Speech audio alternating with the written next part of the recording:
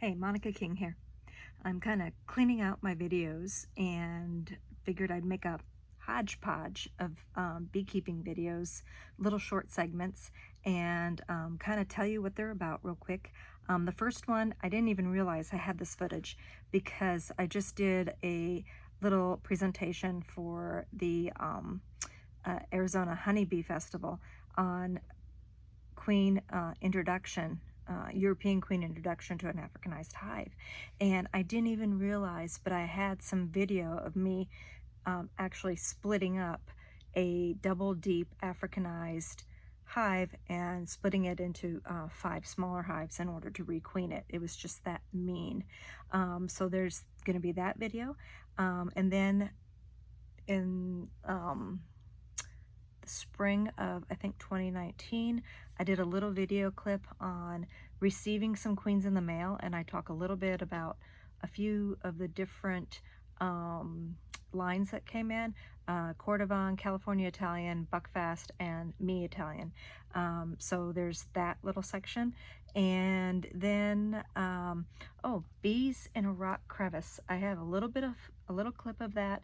It shows heavy activity going in and out, September of 2019, and the same rock crevice. I recently visited it here in November of 2020, and because we just have some really bad weather, no rainfall at all. I mean, just hardly anything. I mean, my location is not even at 5 inches for the entire year, and we're in November. And so there really hasn't been that much out there, and there's a lot of feral hives that are really hurting right now, and this hive that I just visited is one of them. But it's still alive. There's barely any activity, so it kind of shows I went right up to it this time, and it's definitely hurting. I might see if I can do something to help them out. And then I follow up with some video footage of some Colorado river toads eating bees. The first sections of that are these 2 Colorado toads sitting right outside of a shed floor removal that we were doing for a friend, and they just literally, I'm like, what are these guys doing here? And you know, Dan was on one side of inside the shed, and the bees were kind of, some of them, the guard bees, were coming out, and the toads were just sitting there eating them up and kind of like wiggling a little bit and going, burping or something. And then we finish it with a Colorado river toad actually in my water pond, my bee water pond, just sitting there, enjoying the water, but also having a snack every now and then. So that's just a few of the clips that this beekeeping hodgepodge will be about. Okay, this is an extremely defensive hive. Got the first deep, fairly emptied. Most all of it was honey frames, and so each one of these got 2 honey frames, and each one of these will get a brand new queen. If I don't cut them down to these numbers, they won't accept them.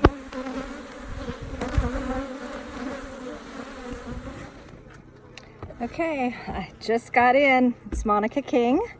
Oh, and as you can tell, I got some queens in here, and we're going to open them and see what stock lines we were sent.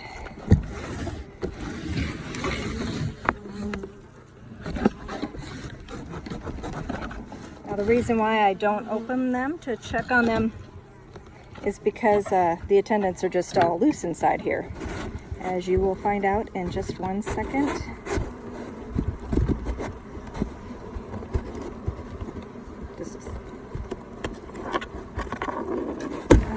Okay, almost, and here we go.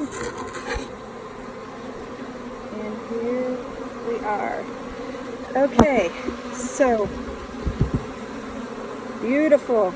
This is what they're supposed to look like. The last shipment, we don't normally ship on Fridays. We took a chance because of Dorian. didn't quite work. So we had some losses, a lot of losses. Got some cordovans here. These are for the beginning beekeepers that are in a residential area here in Tucson. And we also have some California Italians. These are beautiful queens, and these will do really nice for requeening some of those Africanized hives we've got going on in the area. These are mine. I love buckfast. Beautiful. Can't wait to put these in some of my hives. My favorites. These are my favorites. But for beekeepers with a little bit more experience. I like to use cordovans for the beginners. And this, not marked, but I cheated. I looked at my invoice before I received the box, and I was hoping for Caspians, but they're all gone.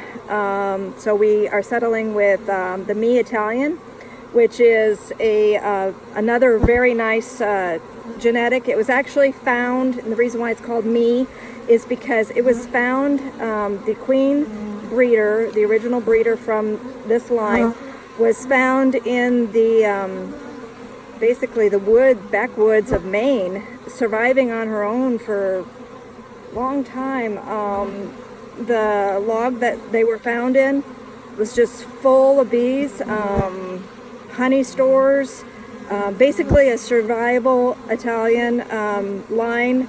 And so got hold of them, my dad got hold of them, and started raising them, and it's excellent. You might think, oh, maybe not for Tucson, but yes, it's a good stock line for Tucson. I actually have had a few of the Me's that I've been experimenting with in my apiary for, one of them is actually a 3-year-old queen, and she's going to be retired this week. She's starting to go down, but she's 3 years old, so I've been really happy with them. So that's another good stock line. No Caspian, but got my buckfast, and got those cordovans that a lot of people have been asking for, and the California Italians are actually basically line in line. They're really close to the cordovan. Very, very gentle stock lines. This is what a lot of you guys that are just starting out are going to want. So there they are. They're here. They're live. And so those of you with orders, contact me, private message me, or I'll be getting hold of you in the next few hours to set up when you want to start doing pickups and meeting up to get those queens, or to get your hives requeened. So I'll talk to you all later. Bye.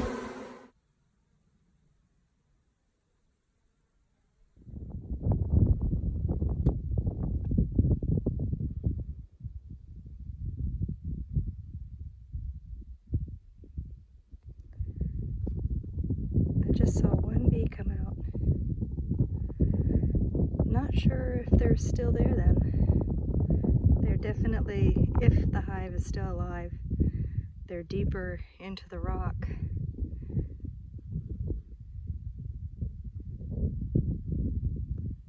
Don't want to get closer to find out. There's just not very much activity, but it is a kind of a cool day.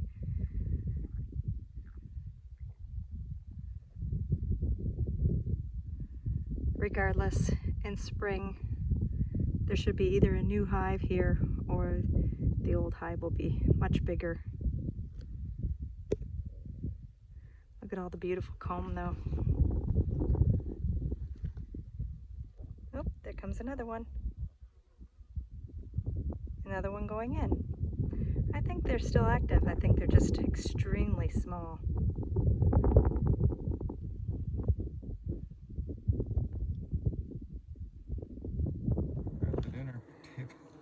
Oh, I didn't have it on at first. It's on now.